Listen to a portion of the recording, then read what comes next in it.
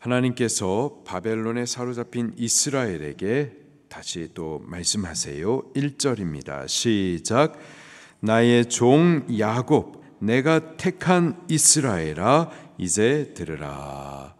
이스라엘은 지금 이방 나라 바벨론의 포로로 사로잡혀 있습니다. 죄로 인한 형벌 중에 있어요. 근데 그들을 향해서 하나님은 나의 종, 나의 택한 자라고 부르십니다. 하나님은 이스라엘이 범죄했지만, 그래서 형벌 중에 있지만 그들을 잊지 않으시고 또 버리지 않으십니다. 그들을 여전히 나의 종, 나의 택한 자라고 불러주세요. 하나님은 자기의 택한 백성들, 자기 백성이 범죄하면 형벌하십니다. 그러나 형벌하심은 그들을 버리신다라는 뜻이 아니고요, 죄를 씻어서 새롭게 해 나가시는 과정인 거죠. 죄의 형벌에 던져져서 이방의 조롱거리가 되어 있는 이스라엘 향해서 하나님께서 계속 말씀하십니다. 2절 말씀입니다. 시작. 너를 만들고 너를 모태에서부터 지어낸 너를 도와줄 여호와가 이같이 말하노라. 나의 종 야곱, 내가 택한 여수르나 두려워하지 말라. 너를 만들고 너를 모태에서부터 지어낸 너를 도와줄 여호와. 이스라엘의 근원이 여호와 하나님으로부터임을 지금 말씀하고 계십니다. 그들이 태어난 것 우연이 아니에요. 실수가 아닙니다.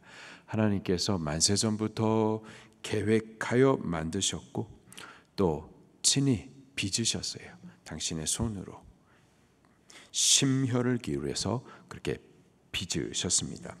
이스라엘이 아직 민족으로 확장되기 전에 족장 시대를 거쳐서 그들을 준비하셨고, 또 애굽으로 그들을 이주시켜 가지고 그것에서 생육하고 불어 번성하여서 큰 민족을 이루게 하셨고, 또 출애굽 이후에 시내산에서 그들과 언약을 맺음으로써 나라, 곧 제사장 나라로 그렇게 세워 주셨습니다.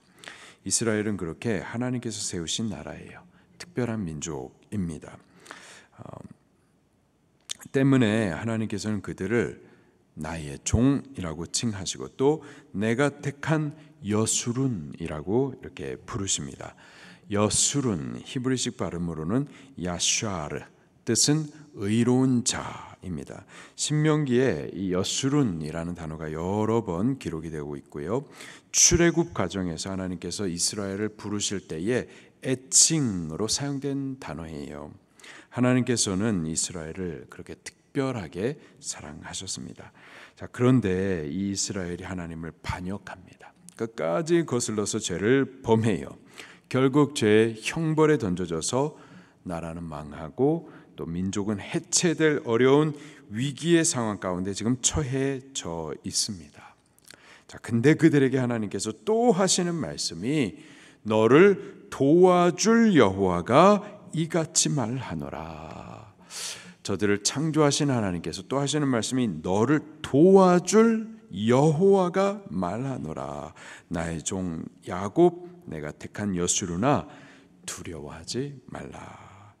여호와는 이스라엘을 만드신 분이신 것뿐만이 아니라 범죄하여서 상하고 사로잡혀 있는 그들을 도와주시는 분이십니다.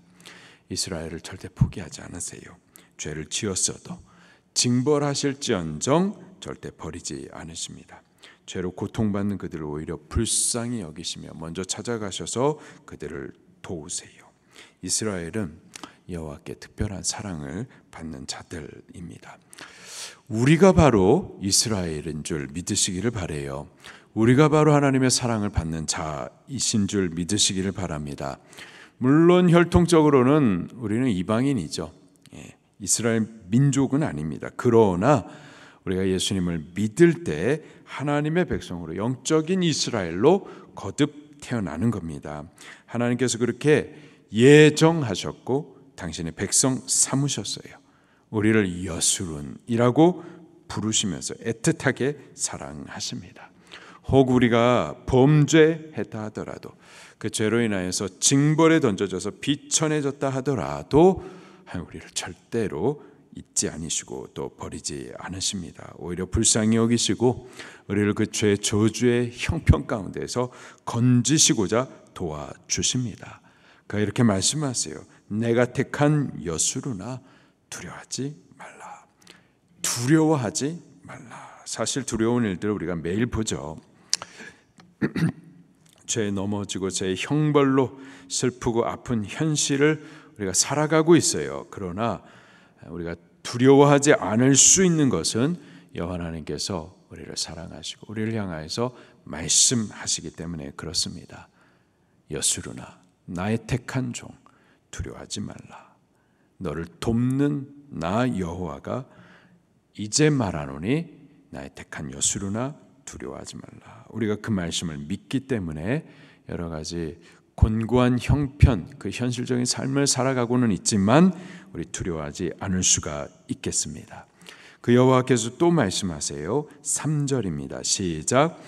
나는 목마른 자에게 물을 주며 마른 땅에 시내가 흐르게 하며 나의 영을 내 자손에게 나의 복을 내 후손에게 부어 주리니.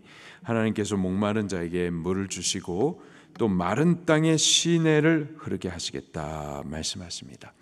여호와 하나님께서 주시는 물은요, 첫 번째로 하나님의 말씀을 상징합니다. 이사야 55장 1절부터 3절 말씀에 이렇게 말씀하십니다. 오라 너희 목마른 자들아 물로 나오라. 돈 없는 자도 오라. 너희는 와서 사 먹되 돈 없이 값 없이 와서 포도주와 젖을 사라. 너희는 귀를 기울이고 내게로 나와 들으라. 그리하면 너희 영혼이 살리라. 물로 나오라 부르세요. 또 내게로 나와서 들으라 말씀하십니다. 여호와 하나님 그분이 또 그분의 말씀이 생수의 근원이십니다. 내게로 와서 들으라. 그리하면 너희 영혼이 살리라. 우리가 귀를 기울여 여호와 하나님의 말씀을 들을 때에 생수를 마신 것 같이 우리 영혼이 살아나게 되는 겁니다. 이스라엘 백성들이 어떠한 죄를 지었죠? 그들이 왜 망하게 되었었던 겁니까? 여호와 하나님께 귀를 기울이지 않았기 때문에, 그분의 말씀을 듣지 않았기 때문에 그렇습니다. 생수의 근원이 되시는 여호와, 그분의 생명수 같은 말씀을 귀 기울이지 않았기 때문에 그것이 죄였고, 그랬기 때문에 망하게 된 거죠. 그러나 여호와 하나님께로 나와서 그분의 말씀에 귀를 기울이면은 우리가 생수를 마시며 살게 될 줄로 믿습니다. 두 번째, 주님께서 주시는 이 물은 성령을 상징하기도 해요. 3절 후반부에 계속 말씀하시기를 나의 영을 내 자손에게 나의 복을 내 후손에게 부어주리니. 나의 영을 부어주겠다. 예수님께서도요 목마른 자에게 성령 부어주실 것을 약속을 하십니다. 요한복음 4장 13절 14절에 예수께서 대답하여 이르시되 이 물을 마시는 자마다 다시 목마르려니와 내가 주는 물을 마시는 자는 영원히 목마르지 아니하리니 내가 주는 물은 그 속에서 영생하도록 솟아나는 샘물이 되리라. 예수님께서 주시는 물이 무엇인지 요한복음 7장 37절에 이렇게 말씀하십니다. 명절 끝날 곧 큰 날에 예수께서 서서 외쳐 이르시되 누구든지 목마르거든 내게로 와서 마시라.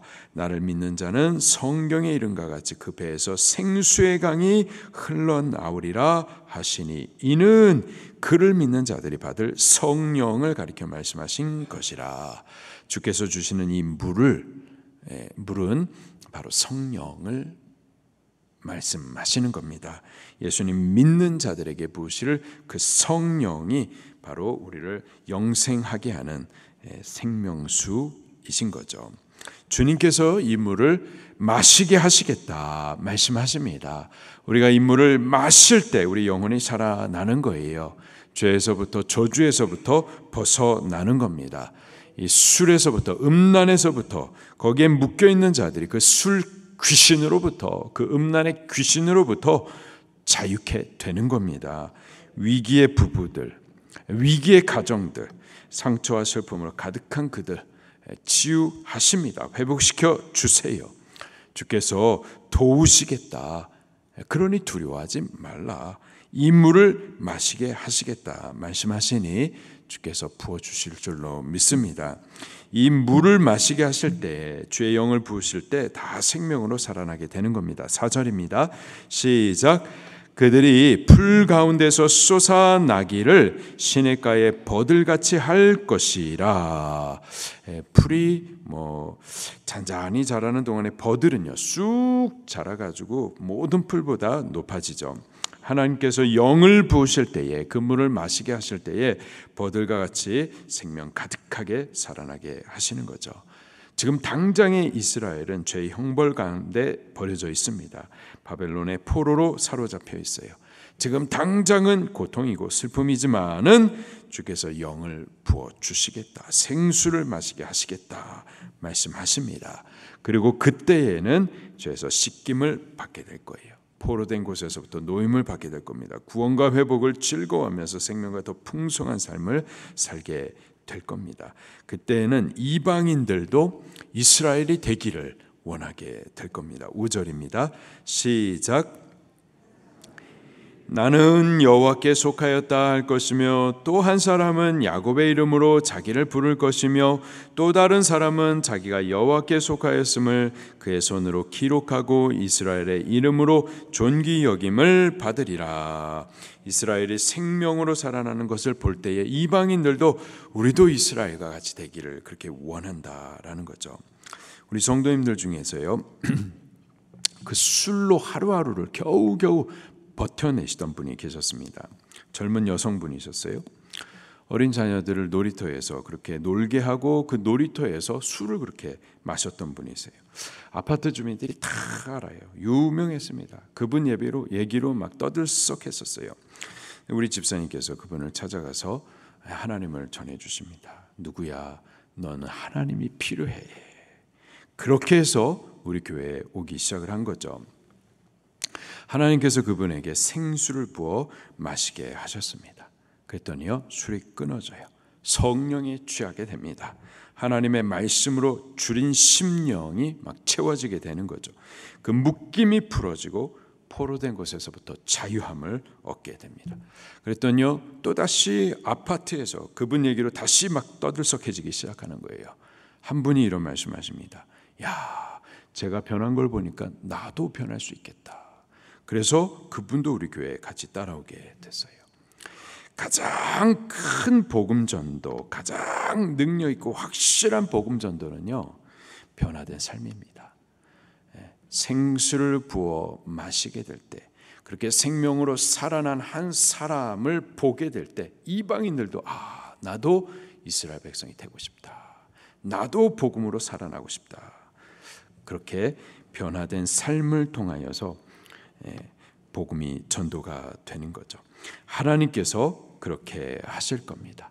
하나님께서 지금 형벌로 붙잡혀 있는 이스라엘, 그들에게 영을 부어서 물을 마시게 하실 거예요. 예수님께서도 말씀하십니다. 누구든지 목마르거든 내게로 와서 마시라. 예수님께 나오는 자, 그를 구주로 믿고 영접하는 자에게 그 물을 마시게 하실 줄로 믿습니다.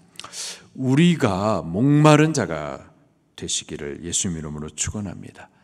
주님을 향해서 갈망할 수 있는 자들이 꼭 될 수 있기를 예수님 이름으로 축원합니다.